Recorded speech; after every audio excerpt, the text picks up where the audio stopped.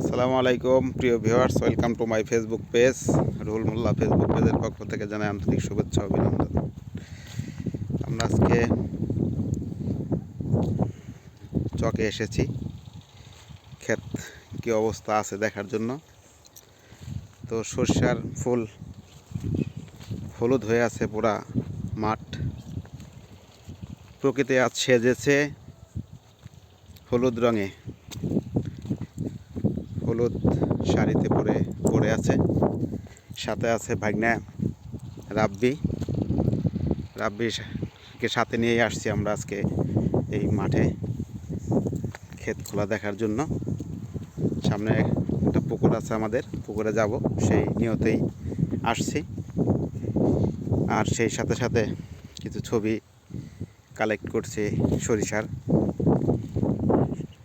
সরিষার উৎপাদন বেশ ভালো, যেদিকে চোখ যায়, যত দূর পর্যন্ত চোখ যায় সরিষা আর সরিষার ফুল অনেক সুন্দর লাগছে। সরিষা খেতে খুব সহজেই শস্যটা ঘরে তোলা যায়, কারণ এখানে বেশি পরিশ্রম হয় না। পানি চলে যাওয়ার পরেই বীজ বপন করলেই সরিষার উৎপাদন পাওয়া যায়।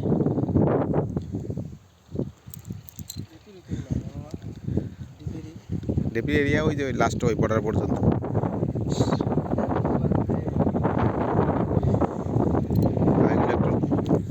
এগুলো তো নিচে আবার নামি, দেরিতে আসবে। সামনে ধানের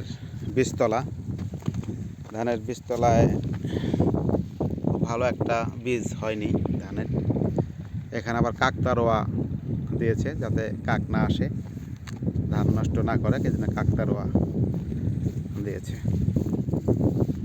ছোটোবেলায় এই কাকতারোয়া দেখে ভয় পেতাম, দেখতাম যে ওই লাঠির উপরে করতো, এই তোমার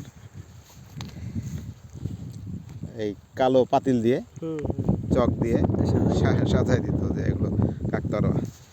আসো সামনে পুকুরে দেখে তারপরে ব্যাক করব।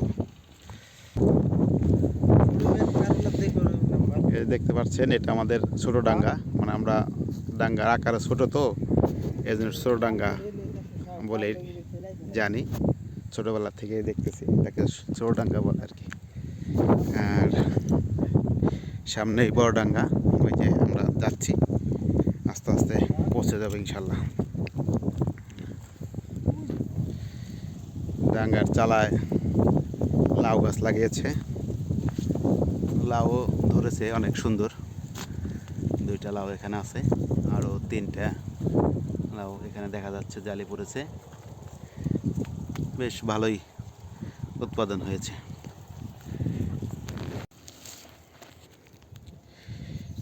এটা আমাদের পুকুর, আপনাদের চতুর্দিক দিয়ে একটু ঘুরে ঘুরে দেখাই। আলহামদুলিল্লাহ, আল্লাহর রহমত।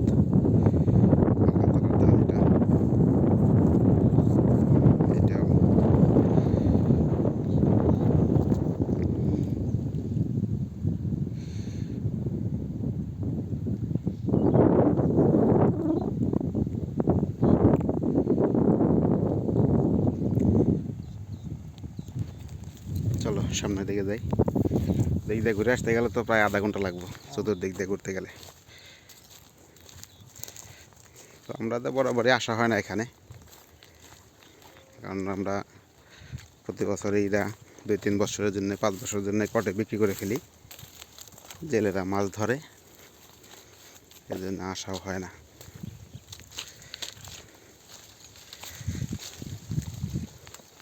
বর্ষা মাসে দেখতে অনেক ভালো লাগে, চতুর্দিকে পানি থাকে অনেক।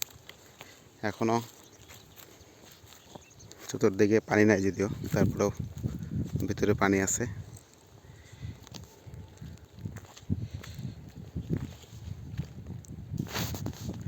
আর না গেলাম নাকি রাব্বি ওইদিকে? হ্যাঁ, ওইদিকে ঘুরে চতুর্দিকে যাইতে গেলে অনেক সময় লাগবে, এত সময় আমরা থাকবো না, চলে যাব। তো বিকালে ঘোরার মতো, দেখার মতো একটা জায়গা।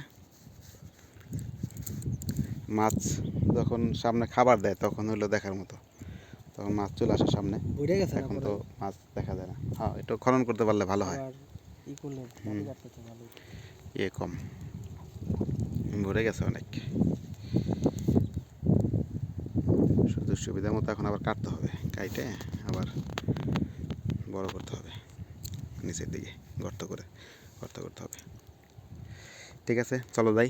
আমরা ঘুরলাম, তারপর রাব্বির জন্য আসা হইলো, একা একা আসা হইতো না, দুদিনে ঘুরে গেলাম আর কি।